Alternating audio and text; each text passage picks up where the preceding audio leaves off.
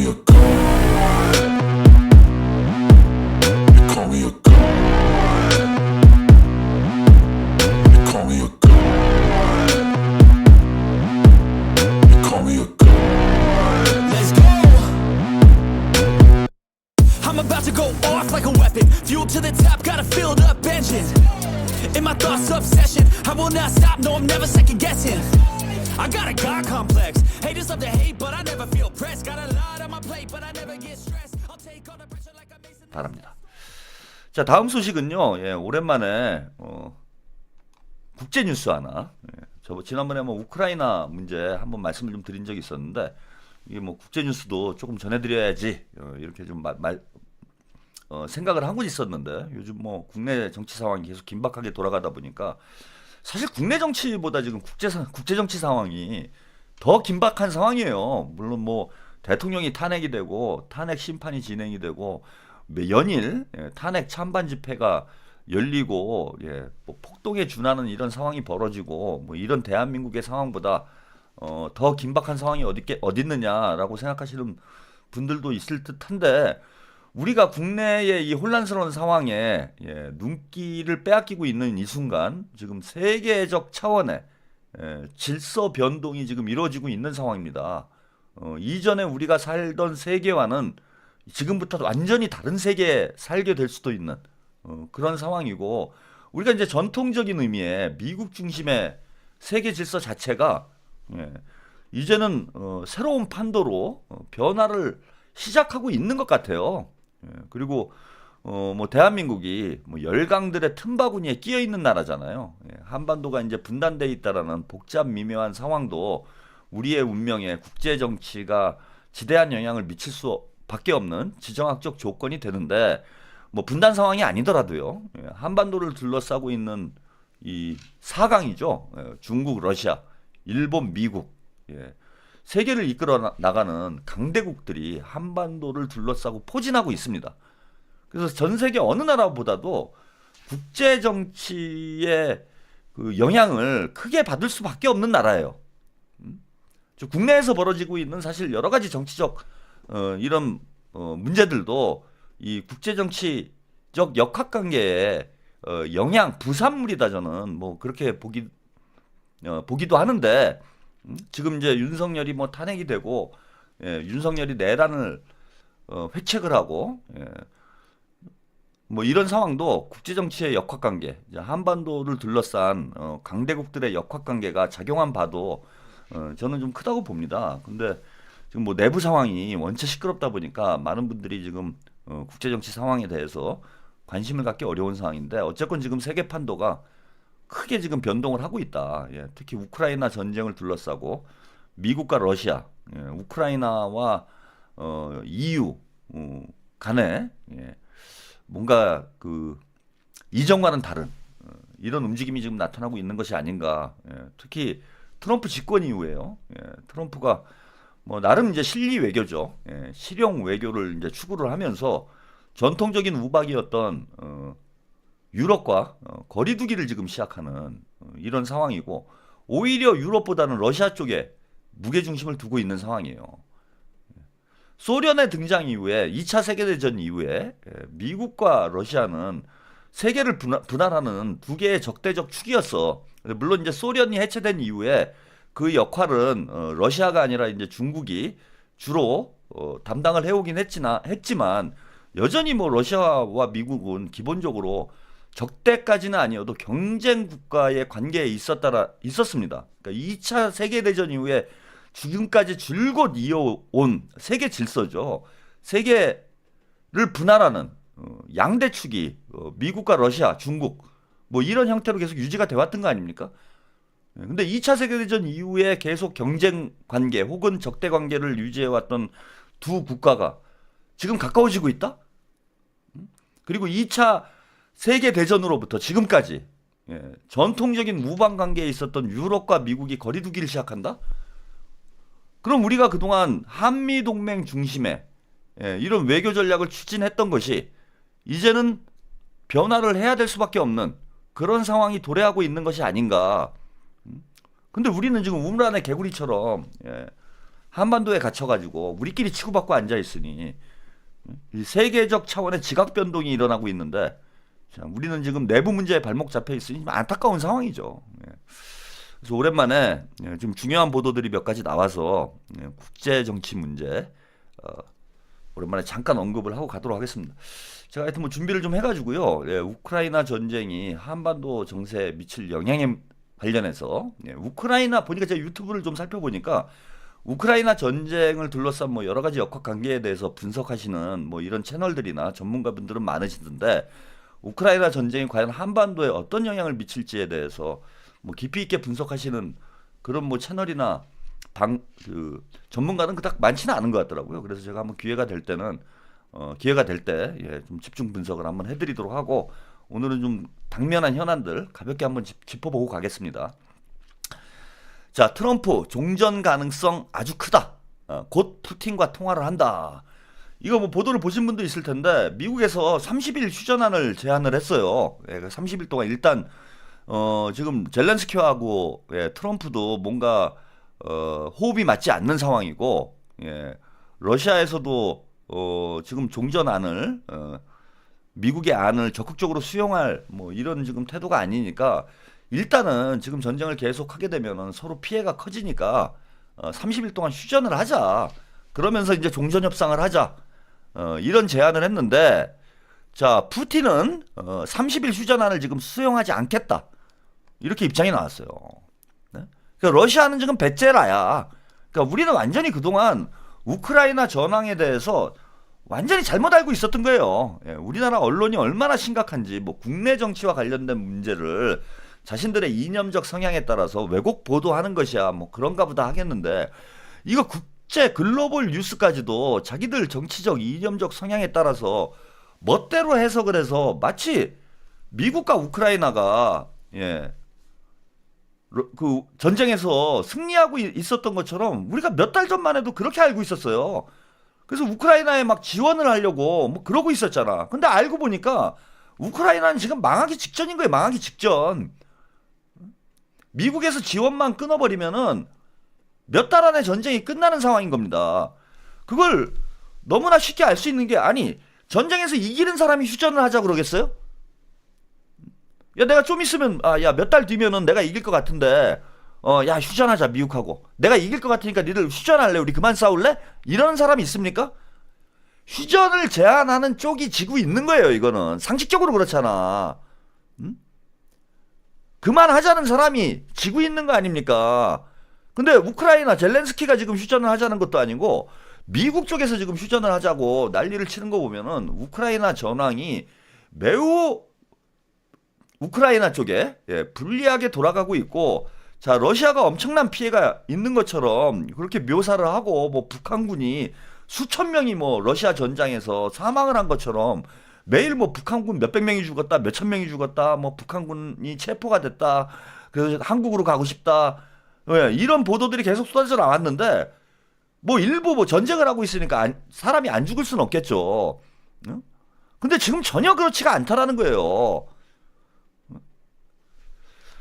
자 그래서 아니 미국에서 30일 휴전하자 그랬는데 푸틴은 웃기지 마라 나 휴전 안 한다.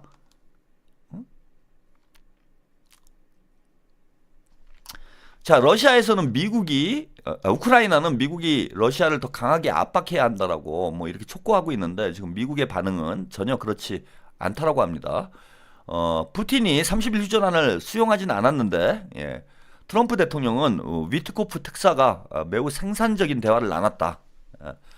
구체적인 뭐 논의는 밝히지 않았지만 끔찍한 전쟁이 종식될 가능성이 아주 크다. 그러니까 미국 쪽이 더 지금 마음이 급한 상황이에요. 푸틴은 지금 급할 게 없는 거고 시간은 우리 편이다. 전쟁을 계속하고 있으면은 결국은 우리가 이긴다. 우크라이나에 지원하고 우크라이나에 투자했으면 이거 어떻게 할 뻔했습니까? 결국은 삼부토건 상장 폐지되지 않았나요? 우크라이나 재건 사업의 핵심 테마주였던 자 그걸로 이제 주가 조작해가지고 장난질했던 삼부토건 상장 폐지됐어. 상장 폐지. 뭐 주가 하락 정도로 끝난 게 아니고 그러니까 한국이 우크라이나 전쟁에 관여했던 이유가 주가 조작을 위해서 한 거예요. 주가 조작을. 네?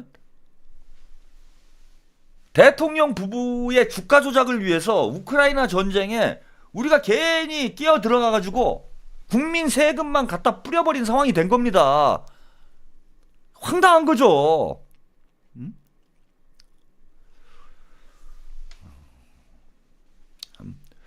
그나마 다행인 거죠. 예, 그나마 다행입니다. 전쟁이 끝나기 전에 예, 이게 뭐 대통령이 탄핵이 돼가지고 더 추가적인 지원이 없었던 게 뭐 그나마 다행이다라고 할 수 있지 않나 이렇게 생각이 들고요. 자, 예, 드미트리 페스코프 크레물린 대변인 두 정상 간 정확한 대화 일정은 아직 합의되지 않았지만 양측 모두 통화가 필요하다는 점은 인지하고 있다. 그래서 러시아와 미국이 트럼프와 푸틴이 계속 종전 협상을 진행하겠다라는 의지는 확인이 됐어요. 자, 그리고 더 재밌는 얘기가 이제 위에 나옵니다. 트럼프 대통령에게 우크라이나 군인들의 목숨을 살려줄 것을 강력히 요청을 했다.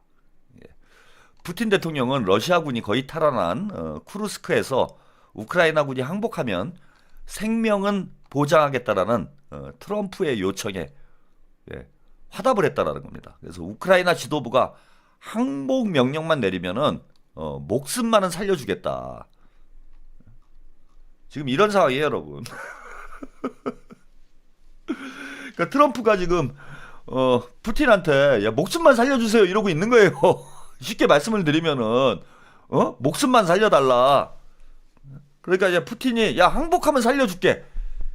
이게 지금 협상이 제대로 되겠습니까? 저는 이제 우크라이나 전쟁은요 결국 러시아가 원하는 방향으로 끝나게 될 가능성이 높아요. 러시아의 지금 종전안이 뭐 여러 가지 복잡한 내용들이 있지만은 핵심적인 얘기만 말씀을 좀 드리면은 영토와 관련된 부분만 말씀을 드리면은 우크라이나를 3분할을 하자는 거예요. 3분할을 세수로 나눠 먹자는 거예요. 우리 2차 세계대전 끝나고 독일을 그죠? 서방과 소련이 나누듯이 한반도를 나눠 먹듯이 우크라이나도 3등분을 하자는 겁니다. 근데 이 3등분 반으로 안 나누고 왜 3등분이 되느냐? 요거 이상하게 생각하실 분이 있는데 일단은 전쟁 과정에서 러시아군이 점령한 우크라이나 영토는 러시아 땅이다. 그러니까 이건 3등분이 아닌 거예요. 이건 우리 땅이다 이렇게 정리가 된 거야. 우리가 전쟁 중에 이거는 우리가 점령을 한 거니까 이거는 우리 땅이 되는 거고 여기는 이제 크림반도까지 포함이 되는 거죠. 그래서 러시아가 점령한 우크라이나 땅은 러시아 거 이렇게 되는 겁니다. 그럼 이제 둘로 나눠야죠. 독일이나 한국처럼 이제 한반도처럼 둘로 나눠야 되는 거예요. 원래 우크라이나 땅을 이제 러시아가 점령한 거 러시아가 먹고, 그 다음에 이제 점령 못한 땅을 반으로 나누자는 거예요. 반으로 나눠가지고 나머지 반은 유럽 쪽에서 관할을 하고, 우크라이나 땅이긴 한데 그 이제 일종의 신탁 통치 비슷하게 우크라이나 쪽에서 유럽 쪽에서 관할을 하고, 돈은 유럽에서 되고. 그 다음에 나머지 반쪽은 친러시아 정부를 세운다는 겁니다. 친러시아 정부를 세운다라는 거예요. 예컨대 독일을 반으로 나눠가지고 동독 서독을 나누고 독일에는 친소 정부를 세우고 동독에는 서독에는 친미 정권을 세운 것처럼 우크라이나를 반으로 나눠가지고 친러시아 정부 그 다음에 친유럽 정부 이렇게 둘로 나누자라는 겁니다. 그러면은 우크라이나 영토는 3분의 1로 줄어드는 거예요. 3분의 1로. 우크라이나 영토는. 3분의 2는 러시아가 먹는 거예요. 그러니까 그걸 한반도로 비교를 하면은, 중부 지역까지, 예컨대 대전까지는, 중국에서 먹고, 쉽게 얘기하면 전쟁이 터졌어. 남북 사이에 전쟁이 터졌는데, 중국이 지원을 해가지고, 북한이 대전까지 밀고 내려왔어요. 이거 좀 얘가 다르네. 그죠? 그럼 북한이 밀고 내려온 거니까. 그러니까 아무튼 중국하고 우리하고 전쟁이 났어. 근데 하여튼 중국에서 밀고 내려와가지고 대전까지 밀고 내려온 거예요. 그럼 대전까지는 우리 땅이고 중국이 이제 여기부터 우리 땅이다. 대전까지는. 그 다음에 나머지 아니네요. 휴전선까지 밀고 내려왔으니까 북한 땅은 자기네 땅이고 그 다음에 나머지는 반으로 나눈다. 그래서 대전 이북 지역에는 친중 정권을 세우고 대전 이남 지역에는 친미국 정권을 세운다. 이런 요구랑 똑같은 거야. 이런 요구랑. 이건 사실상 그냥 패전한 거지. 전쟁 그냥 진 거예요. 진 거야. 젤렌스키는 뭐 제가 그 우크라이나의 윤석열이다 이런 말씀 드렸는데, 한국의 젤렌스키, 우크라이나의 윤석열, 이 두 사람이 지난 3년 동안 전 세계를 시끄럽게 만들었는데 결국은 둘 다 제가 볼 때는 사형이에요. 두테르테가 얼마 전에 뭐 그 체포가 됐죠. 홍콩에서 체포가 됐는데, 그 두테르테 필리핀 대통령이 마약과의 전쟁을 한다고 하면서 너무 무리한 짓을 해가지고 뭐 수만 명이 죽는 바람에 뭐 학살 범죄로 지금 체포가 됐다고 그래요. 젤렌스키도 마찬가지예요. 지금 러시아에 대해서 한 전쟁 범죄들이 많아. 특히 그 야조프 그 여단인가요? 예, 그 극우파들, 예, 미국의 이제 우크라이나의 정광훈과 같은 사람들이 있어. 그 나치들이 모여가지고 만든 부대가 아조프 군단인가 뭐 그런 데가 있어요. 얘네들이 어마어마한 전쟁 범죄를 저질렀어. 예? 어마어마한 전쟁 범죄를 저지른 거예요. 그럼 그거를 사주한 사람이 누굽니까? 젤렌스키예요. 젤렌스키는 끌려가고 죽는 거야. 이제 사형이야. 전쟁에 졌는데. 자, 이런 상황이 됐다 지금. 예. 그러면은 앞으로 이제 재건 사업을 하면, 이거 뭐 제가 뭐 이런 얘기를 하면은 또 뭐 아까 보니까 뭐 예를 잘못 들으셨다 뭐 이런 얘기 좀 나오시는 것 같은데, 그건 이제 여러분들이 이해하기 좋으라고. 우리나라 상황을 비유를 하면 여러분들이 이해하기가 좋잖아요. 뭐 그런 뜻이지. 뭐 중국이 내려온다는 얘기를 하는 게 아니고 그런 상황과 다를 바가 없는 얘기다. 그렇게 이해를 하시면 되고, 왜 이렇게 이해를 못 하시는 분들이 많아, 방송하기 힘들게. 안 그래도 요즘 복잡한 문제가 많아서 제가 머리 아파 죽겠는데, 요즘 댓글창을 보면은 이렇게 이해를 못해요. 이거 쉽게 얘기를 하는데도. 그거 잘 생각하고 좀 써주세요. 댓글이나 채팅을.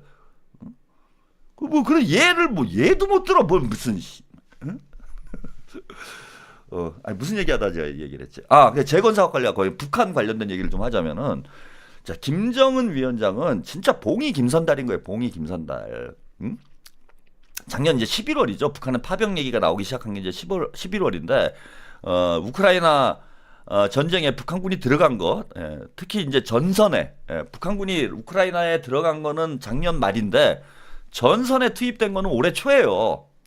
올해 초에 지금 전선에 투입이 됐는데, 제가 북한군이 들어가면은 지상군 전력이 사실 문제가 되기 때문에 북한군 투입이 게임 체인저가 될 수 있다. 러시아 전쟁에 당시에 이제 그런 말씀을 드렸던 걸 기억을 하시는 분들도 있을 거예요. 근데 러시아군이 북한 지상군이 들어가면서 지상전 양상이 바뀌었어.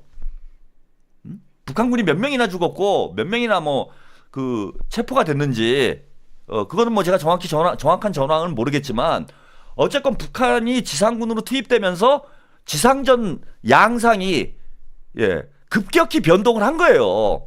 러시아가 지상전 병력의 전력의 우위에 서게 된 거지. 그러면서 아까 나왔던 뭐 크루조프 지역인가요? 하여튼 뭐 그 지역도 우크라이나가 점령을 했다가 순식간에 지금 다 밀려나가고 이제는 목숨만 살려달라 뭐 이러고 있는 상황이 돼버린 거야. 그러면은 실제 사실 생각을 해보세요. 지금 3월 중순이니까 북한군이 러시아 전선에 투입해가지고 전쟁에 참여한 거는 한 2달도 안 되는 거예요. 한 2달 정도 된 거지. 이제 2달. 근데 이제 곧 전쟁 끝나. 2달 가가지고 뭐 북한 군인들이 얼마나 피해를 입었는지 모르겠지만 전쟁하고, 그리고 실제 러시아 점령 지역이 3분의 2예요. 3분의 2. 그리고 러시아가 점령한 지역에서 전투가 대부분 이루어졌기 때문에 재건 사업은 그쪽이 어마어마해질 거야. 그러니까 재건 사업의 대부분은 러시아가 다 먹는다라는 거야. 근데 북한군이 투입됐으니까 북한군도 전리품을 챙겨갈 거 아닙니까? 러시아한테 가가지고 뭐 공짜로 전쟁해 줬겠어요? 김정은과 푸틴 간에 뭔가 이면 합의가 된 게 있겠지. 야, 전쟁에 이기면 우리한테 뭘 해달라. 그러니까 간 거 아닙니까? 그 중에 이제 제일 큰 전리품 중에 하나가 이거 재건 사업에 참여를 하는 거예요. 그냥 북한 뭐 노동자들 뭐 이런 사람들이 우르르 들어가가지고 러시아 재건 사업, 우크라이나 재건 사업에 투여하면 이거 뭐 어마어마한 천문학적인 이런 이제 이익이 발생을 할 것이다라고 다 예측을 하고 있잖아. 게다가 뭐 미국하고 지금 푸틴과 젤렌스키가 푸틴이 아니죠. 트럼프하고 젤렌스키가 그 협상을 하다가 깨진 부분이 이제 광물 협정 때문에 그러잖아. 러시아에 있는 이제 지하 자원을 미국이 공으로 그 뭡니까 그 자기들이 무기 많이 줬으니까 빚 갚아라 이래가지고 러시아에 있는 광물을 미국이 트럼프가 다 먹으려고 한 거잖아. 그런데 러시아가 점령한 지역이 우크라이나에서 거기는 공업지대예요. 그쪽이 이제 여러 가지 공업시설들이 많고 지하 자원도 러시아가 지금 점령한 지역들이 많아. 뭐 히토류가 많이 매장돼 있다라는 얘기도 있고. 이런 떡고물을 푸틴이 북한에 줘야 될 거 아닙니까? 그러니까 북한에서는 코 안 풀고 손 안 대고 완전 코푼 꼴. 2달 가가지고 좀 전쟁 조금 하고 천문학적인 지금 이익을 얻게 생긴 상황이에요. 그 우리도 이 재건 사업에 지금 참여를 해야 될 거 아닙니까? 근데 미국이 트럼프가 우리한테 떡고물 챙겨주겠어요? 민간 국가라는데 지금 떡고물을 챙겨주긴커녕 대한민국이 민간 국가가 됐어. 그러니까 우리가 그나마 좀 다행인 거는 러시아하고 완전히 틀어지진 않았어. 예. 근데 조금만 더 지났으면은 막 뭡니까 그 살상 무기 막 지원하고 막 이래 버렸으면은 러시아하고 완전히 등 돌려가지고 떡고물은커녕 명함도 못 내미는 상황이 올 뻔한 거죠. 그나마 다행인 게 우리 국민들이 윤석열이를 빨리 탄핵을 하는 바람에 러시아 전선이 저렇게 되기 전에 윤석열이 나가리가 돼가지고 탄핵이 돼가지고 더 발을 깊숙이 담그는 걸 국민들이 막아준 겁니다. 국민들이 막아준 거예요. 그럼 우리도 어떻게든 좀 저기 껴야 되는데 어떻게 낄 건가 이거를 지금 이제 생각을 해봐야 돼요. 빨리 지금 한시가 급해. 전쟁이 언제 끝날지 몰라. 지금 뭐 분위기를 봐가지고는 아까 트럼프도 언급을 했지만 종전 가능성 아주 크고 이거 한두 달 안에 끝납니다. 4월이나 늦어도 5월이면 끝나요. 이거 빨리 지금 대통령 헌법재판관 여러분 지금 이거 나라 큰일 났어. 빨리 지금 판결을 해야 돼. 지금 미국하고 푸틴하고 지금 트럼프가 붙고 이게 지금 푸틴하고 트럼프가 붙는 게 문제가 아니라 이거 보세요. 이거 트럼프가 북한을 핵보유국으로 계속 언급을 하고 있어요. 13일날 지금 뭐 계속 얘기를 하고 있습니다. 그래서 저는 김정은과 좋은 관계를 유지하고 앞으로 어떻게 될지 두고 봐야겠지만 확실히 그는 뉴클리어 파워 핵보유국이다. 그러니까 비공식적으로 인도와 파키스탄과 같은 반열에 올려놨다라는 거예요. 자, 김정은은 핵무기를 많이 가지고 있습니다. 다른 나라도 그렇고요. 인도와 파키스탄 같은 국가들이 있죠. 이들도 핵무기를 가지고 있습니다. 자, 그래서 벌써 이런 얘기가 나와요. 트럼프가 더 이상 북한 비핵화를 목표로 삼지 않고 북한과 대화에 나서려는 것 아니냐. 이런 얘기가 나오고 있습니다. 자, 빅터 차라는 사람, 아주 유명한 사람이에요. 빅터 차, 한반도 문제 전문가, 미국에서 아주 영향력이 큰 미국 싱크탱크의 전문가 중에 한 명인데, 자, 이런 얘기를 합니다. 트럼프는 실용적인 사람, 북 비핵화에 집중을 안 할 것이다.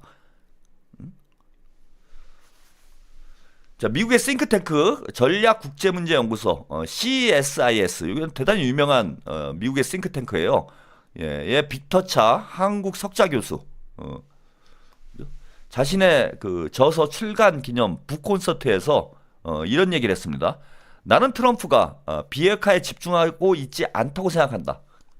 트럼프는 실용적인 사람이다. 북핵 프로그램의 크기를 감안할 때 트럼프 대통령은 모든 것을 포기시킬 길이 없다고 생각하고 나는 확신한다. 북한에 대한 트럼프의 준거 틀은 비핵화가 아니라 우크라이나 전쟁이다. 평화협정의 일부로서 트럼프는 북한이 지상군 파병을 중단하기를 원할 것이다. 이거 제가 정확했죠, 여러분. 여러분들은 제가 원래 사실 이쪽에 이제 더 약간의 전문성이라고 얘기하기엔 뭐 과한 것 같고, 조금 지적 능력이 있는데, 자, 제가 그런 말씀 드렸잖아요. 북한 군이 우크라이나 전선에 파병이 되면 게임 체인저가 될 것이다. 결국 판이 바뀔 거다. 근데 이 빅터 차라는 사람도 그런 얘기를 하잖아, 지금. 지상군 파병 중단하기를 원할 것이다. 지금 이 미국한테 지금 큰 거예요. 자, 그러면서 기본적으로 북한을 핵무기 보유국으로 받아들이고 받아들이고 있을 수도 있다. 예. 뉴클리어 파워라는 핵보유국이라는 표현을 좀 계속 쓰고 있는 문제와 관련해서 북한을 핵보유국으로 인정을 한다라는 거예요. 그래서 다음 협상은 비핵화 협상이 아니다. 비핵화 협상이 아니고 위협 감축 협상이 될 수 있다. 이거 중요한 얘기입니다. 비핵화 협상이 아니다. 자, 핵무기 한반도 비핵화는 미국의 관심 받기라는 거예요. 그리고 트럼프도 잘 알고 있다라는 거야. 현실적으로 북한의 핵무기 예컨대 파키스탄이나 인도나 비공식 핵 보유국이지 공식적으로 국제사회에서 인도와 파키스탄이 핵무기가 있다라고 인정은 안 해요. 근데 핵무기가 많이 있다라는 건 다 알잖아. 그런데 뭐 유엔이건 미국이건 어디건 간에 인도나 파키스탄을 비핵화해야 된다. 핵폐기를 해야 된다. 이런 얘기 합니까? 유엔 안보리 상임이사국에 인도나 파키스탄이 참여하지는 못하지만 그대로 놔두고 그들의 국제사회에서 지위를 인정을 해주잖아요. 그래서 지금 미국이 생각하는 거는 북한을 핵보유국으로 공식적으로 인정을 해서 유엔 안보리 상임이사국으로 들여놓을 수는 없지만은 인도와 파키스탄에 준하는 지위는 주겠다라는 거고, 예? 북한을 핵보유국으로 있는 그대로 인정을 하겠다라는 뜻입니다. 예, 번지길드님, 트럼프도 바이든처럼 PC예요. 백인 돈 99. 예. 그래서 더 이상 비핵화 문제는 미국의 선택지에 없다라는 거예요. 그럼 우리 어떻게 할 겁니까 앞으로?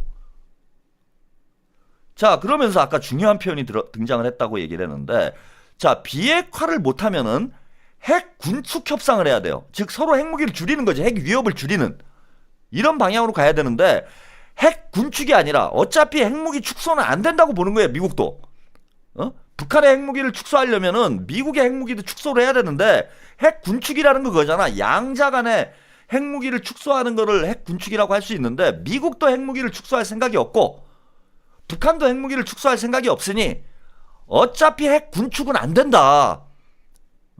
핵 군축은 안 되는 상황이다. 그럼 뭐가 협상 대상이냐? 위협 감축 협상을 한다라는 거예요. 위협 감축. 양측에 대한 군사적 위협을 감소시키는 협상을 한다라는 거야. 이게 이제 빅터 차 교수라는 사람이 트럼프의 대북 정책과 관련해서 이제 전망을 한 거예요. 그러니까 트럼프는 이게 되게 중요해요. 그냥 북한이 지금 어쨌건 미국하고 대화를 안 하고 있는데, 자, 김정은 입장은 이거예요. 핵무기 포기 못 한다, 우리. 그 니네하고 관계 정상화를 할 수 있는데 우리를 핵보유국으로 인정을 해라. 핵 군축 협상은 할 수 있는데 비핵화 협상은 못 한다라는 게 미국의 공식적 입장이야. 그 지난번 트럼프 일기 때 김정은과 트럼프가 하노이에서 만났습니다. 왜 깨졌느냐? 트럼프가 비핵화를 요구했기 때문에 협상이 진전이 안 된 거예요. 응? 야, 우리는 핵무기 포기 못 한다. 자, 트럼프의 아이디어는 이거였어. 야, 북한이 지금 경제적으로 힘드니까 우리가 있는 대로 퍼줄게. 평양에다가 아예 돈으로 B2 폭격기를 띄워가지고, 예, 전략 폭격기를 띄워서 평양에다가 달러를 융단 폭격해줄게. 이런 협상안을 냈습니다. 하노이 회담 때. 전제는 뭐냐? 니네 그 대신 핵무기 포기해라. 핵무기 포기를 하면은 우리가 핵폭탄이 아니라 달러로 북한 땅을 폭격을 해주겠다. 어마어마한 개발을 해주겠다.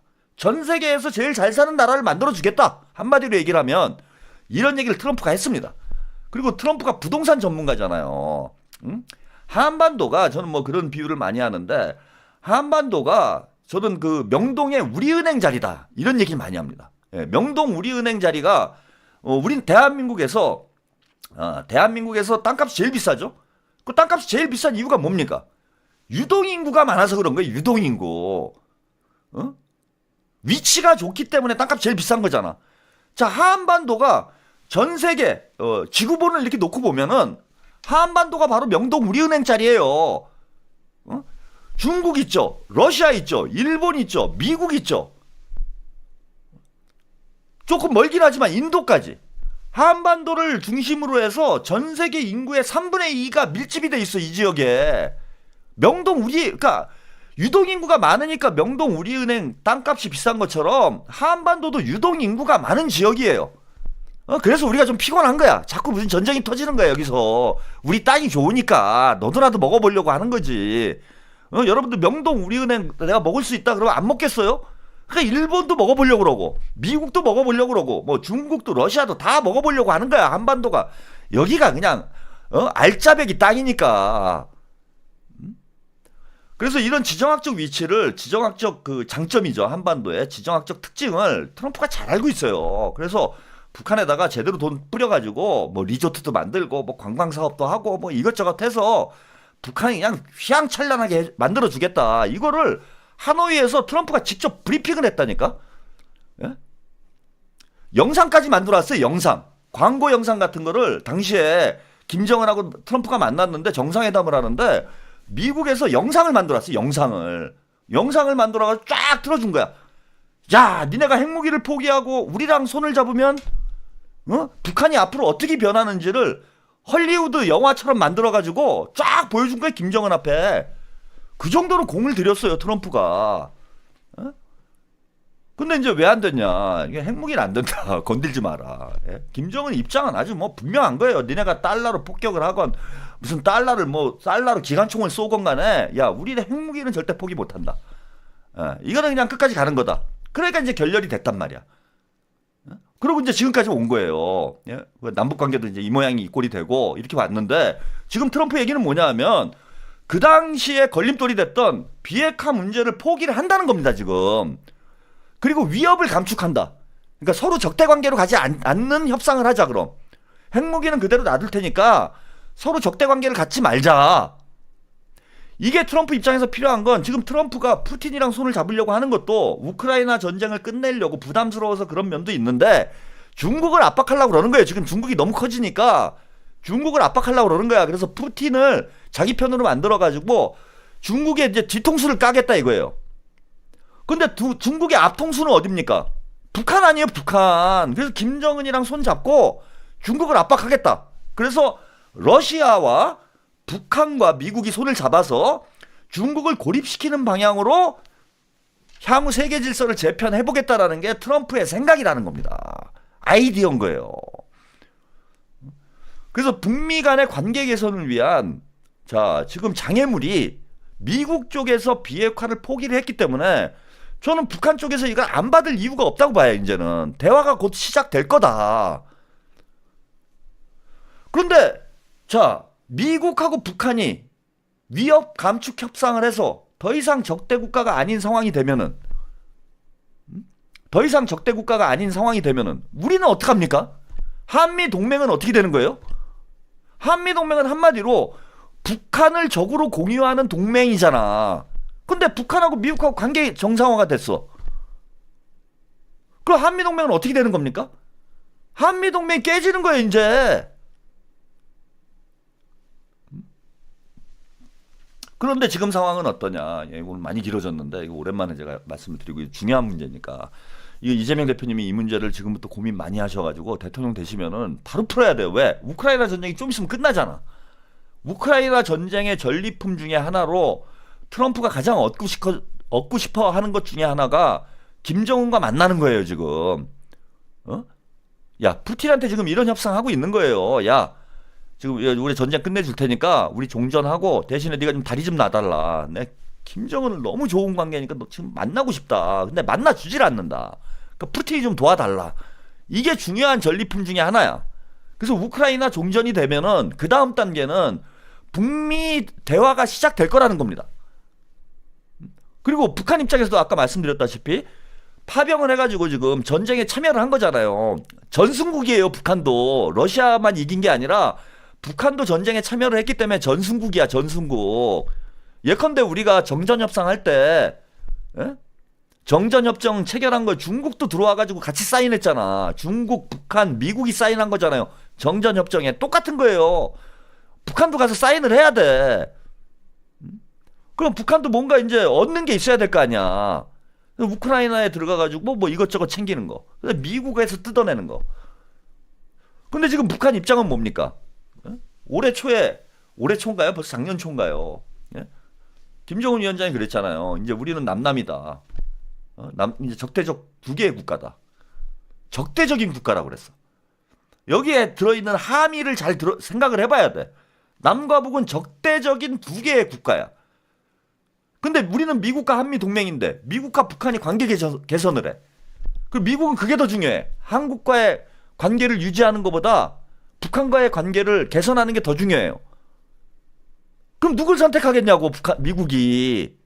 그래서 대한민국이 민간 국가가 됐을 가능성도 있다라는 겁니다.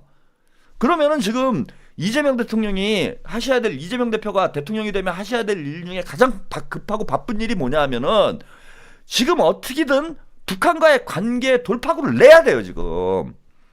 이게 하루라도 시급한 문제야. 그래야 우리도 북한이 막 개발될 때 미국에서 북한에다가 달러 막 뿌려댈 때 우리도 같이 들어가가지고 돈 벌고 또 우크라이나 들어가가지고 우리는 돈 되고 북한에서 노동력 되고 이래서 같이 또 돈 벌고 그걸 남과 북이 함께 진짜 공동 번영하는 그런 상황이 될 수 있다라는 겁니다.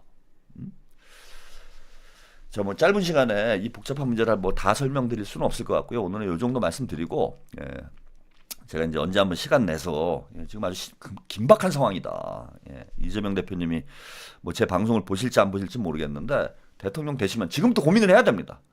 그리고 대선 과정에서도요. 왜냐하면 우크라이나 종전이 임박했기 때문에 대선 과정에서 남북관계 이슈가 큰 쟁점이 될 가능성이 있어요. 지금부터 준비를 하셔야 된다. 남북관계를 어떻게 풀어나갈지, 김정은을 어떻게 만날지. 대담한 접근법이 필요해요. 지금 세계 정세가 급물살, 지금 우크라이나 전쟁이 급물살 타면서 지금 끝날 가능성이 있고 미국과 북한이 우리나라 대선 끝나기도 전에 만날 가능성이 있어요. 트럼프하고 김정인이 대선 끝나기 전에 만날 가능성이 있다라는 겁니다. 그럼 우리는 어떻게 해야 될 거 아니야? 대선 때 그 보수 세력들, 반북 세력들, 이런 애들 눈치 보지 말고 지금은 러시아, 북한에 붙어야 돼. 우리가 미국하고 제가 거리를 두자는 게 아니에요. 미국도 어차피 러시아, 북한과 관계 개선을 할 수밖에 없으니까 지금은 과거에 뭐 친미, 친중 이런 논란 하지 말고 우리는 무조건 미국에도 붙고 북한에도 붙고 러시아에도 붙고 붙을 수 있는 데는 다 붙는 전략으로 가야 된다 지금. 그러면은 대선 과정에서 좀 더 대담한 대북 접근법이 필요하지 않느냐 이런 말씀 드리고